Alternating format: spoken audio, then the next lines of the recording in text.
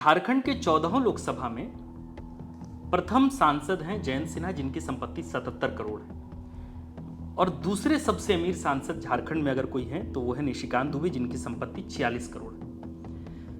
आपके बारे में एडीआर की रिपोर्ट में कहा गया कि आपकी वार्षिक आय जो है वो 2 करोड़ 45 लाख है। इसके अलावा सबसे अहम सवाल यह भी है कि 2014 में आपकी संपत्ति 15 करोड़ थी।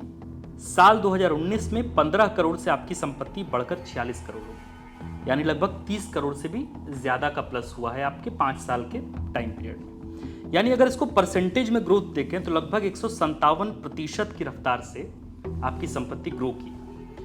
आपकी विपक्षी इस बात को लेके खूब सवाल करते हैं राजधानी रांची से लेके राष्ट्रीय राजधानी दिल्ली में कि निशिकांत दुबे एक सांसद हैं, तीसरे टर्म, कहते हैं कि गोड्डा में जमीन नहीं है, संपत्ति नहीं है, लेकिन झारखंड के दूसरे सबसे अमीर सांसद है और उनकी संपत्ति लगातार बढ़ रही है 197% की रफ्तार से। मैं किसी को अपना प्रतिद्वंदी नहीं मानता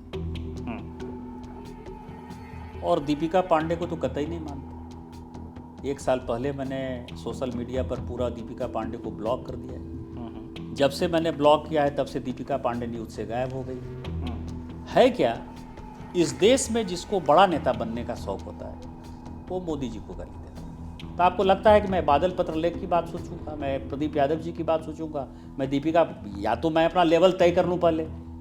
लेकिन इस लड़ाई में आप अपने लेवल से थोड़े नीचे जाते हैं और आप महिला प्रतिनिधि को नगरवधु का उपमा दे जाते हैं। आप ट्वीट करते हैं, उसमें लिखते हैं कि अब तो मोहतरमा को इत्र भी खुशबू नहीं देता, कभी मेरा पसीना भी गुलाब हुआ करता था।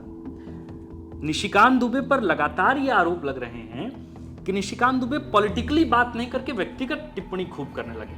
हमारी संस्कृति ये रही है कि हमने वैशाली की नगरवधु तक को सम्मान दिया है।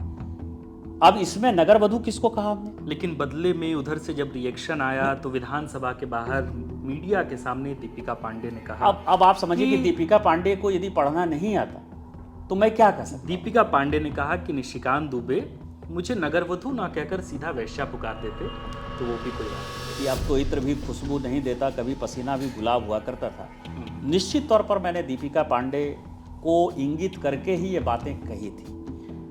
एक बात कहा जाता है कि जब रघुवर दास यहाँ से चुनाव हारे तो रघुवर दास ने कहा कि जयचंदो ने हरा दिया। तब उसी के 2-3 दिन के गैप में निशिकांत दुबे ने कहा कि हमें बाहरी पर भरोसा करना भारी पड़ा।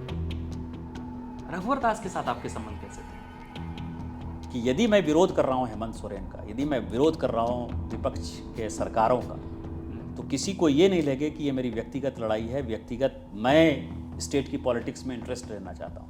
मैं भारतीय जनता पार्टी के कार्यकर्ता के नाते भारतीय जनता पार्टी की लड़ाई लड़ रहा हूँ और मेरा उद्देश्य ये है कि 2024 में केंद्र में मोदी जी की सरकार तो बनेगी, उसमें हमारे जैसे लोगों की आवश्यकता नहीं है, लेकिन राज्य में भारतीय जनता पार्टी की कैसे सरकार बने उसके लिए मैं लड़ाई लड़ रहा हूँ। और इसी कारण से मैं आज तक झारखंड का वोटर हूँ। रघुवर दास जी ने कोई गलत काम थोड़े किया था, अच्छा काम किया था। डबल इंजन की सरकार ने इतना बढ़िया काम किया था कि कोई रघुवर जी को चीफ मिनिस्टर से नहीं हटा रहा था। रघुवर जी दोबारा चीफ मिनिस्टर बनते, लेकिन अपने पर कम भरोसा, बाहरियों पर ज्यादा भरोसा, यही मैंने कहा था। ये किसने किया? निशिकांत दुबे जी जब इतनी भविष्यवाणी कर रहे हैं और जब केंद्रीय एजेंसियों के छापे से पहले भविष्यवाणी करते हैं तो इस बात का भी खुलासा हो जाए कि सरयू राय की वापसी भारतीय जनता पार्टी में क्या होने जा रही है। क्या उसको लेकर जो केंद्रीय आला कमान है या जो संगठन है प्रदेश का, उसमें इस बात की चर्चा हो रही है? मैं इसके बारे में कम टिप्पणी इसलिए करता हूं कि मेरे सरयू राय जी के साथ राजनीति से अलग हटकर, परे हटकर एक बहुत ही व्यक्तिगत संबंध, तो व्यक्तिगत संबंधों में जो है इमोशन बहुत हावी हो जाता है। और गीता कोड़ा को लेके क्या संबंध है? मैं जब कोई बात कहता हूं तो मेरी बात का कोई मतलब होता है।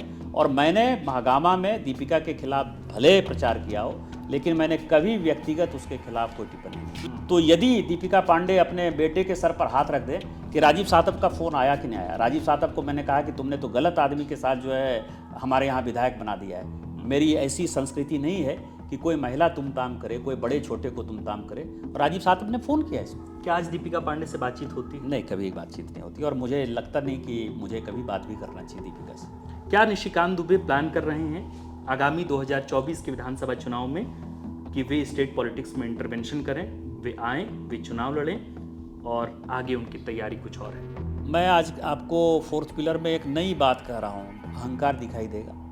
मैं जानता हूँ एक ऐसे शख्स को, मुनीर, जो गम से पत्थर हो गया, रोया नहीं।